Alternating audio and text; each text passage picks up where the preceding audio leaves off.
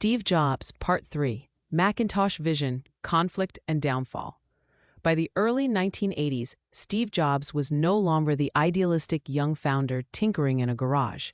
He had become a force inside Apple, visionary, volatile, and consumed by the idea that personal computing was on the brink of something extraordinary. But as Apple grew, so did the tensions within its walls. Jobs' brilliance and intensity, once the spark that fueled the company, were beginning to ignite conflicts that would soon threaten everything he had built. While the Lisa project marched forward with a large bureaucratic team, another, smaller group inside Apple was quietly nurturing something far more radical, a computer designed not for corporations but for individuals, a computer that was friendly, affordable, and genuinely intuitive, a computer built around the revolutionary graphical user interface that Jobs had glimpsed at Xerox PARC. This was the Macintosh.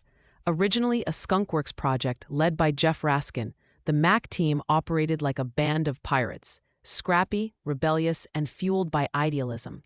They had a motto: "It's better to be a pirate than to join the Navy." Jobs loved that sentiment, and when he was removed from the Lisa project, he saw in the Macintosh a new canvas for his artistic and technological ambitions. He took over the team with the intensity of a man possessed. Jobs pushed the engineers to accomplish what they believed impossible: smaller designs, faster performance, groundbreaking software, and new industrial aesthetics. He made them believe they weren't merely building a computer, they were building a revolution. But his leadership came at a cost. He demanded absolute perfection, and anything less provoked explosive reactions. He had no patience for mediocrity and no tolerance for those who disagreed with him. He divided the world into heroes and bozos, visionaries and fools. For the Mac team, this intensity was both intoxicating and exhausting.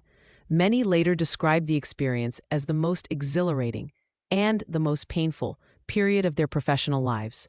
Jobs' famous reality distortion field was in full force. He could convince people to work through the night for weeks, pushing themselves far beyond their limits. He believed that rules were merely suggestions and that obstacles existed to be willed out of the way. To many, it was manipulation. To others, it was inspiration. To the Mac team, it was simply Steve Jobs. But outside the Macintosh building, Apple's internal environment was growing tense. The company now had thousands of employees, a growing corporate structure, and a seasoned CEO, John Sculley, the former Pepsi president, whom Jobs had recruited with the famous line, "Do you want to sell sugar water for the rest of your life, or do you want to come with me and change the world?" Sculley admired Jobs, but he didn't fully understand him. He was a polished executive dropped into a world of creative chaos, and while Jobs wanted to move fast and break boundaries, Sculley believed a company of Apple's size needed discipline and stability. This philosophical divide was about to explode.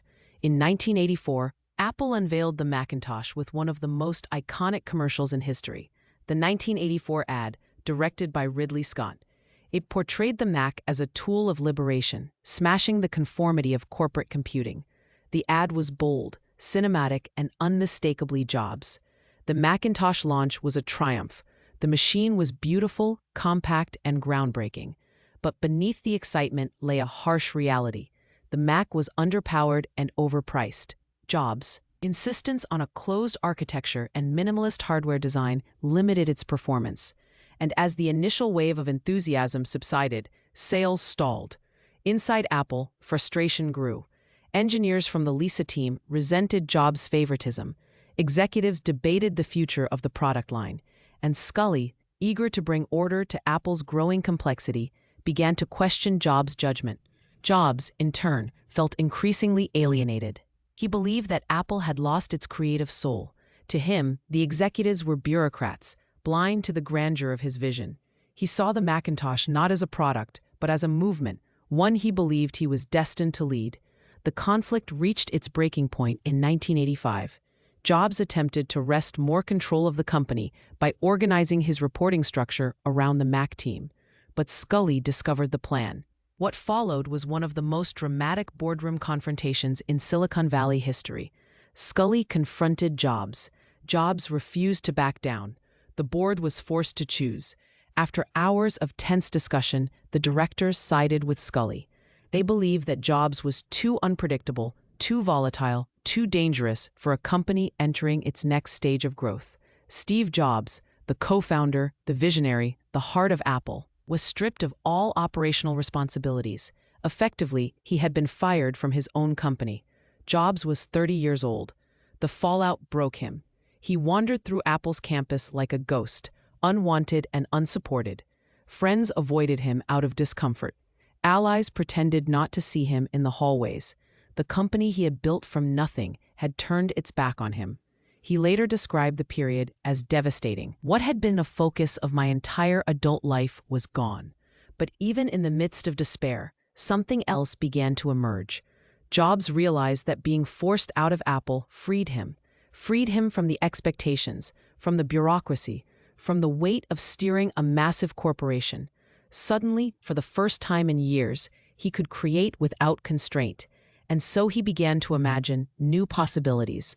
From the ashes of his greatest failure, Steve Jobs was about to embark on one of the most remarkable periods of reinvention in modern business history, a period that would give birth to two extraordinary companies, a period that would reshape technology, art, and culture, a period that would ultimately lead him back to Apple, not as a returning employee, but as a force destined to transform the company once again.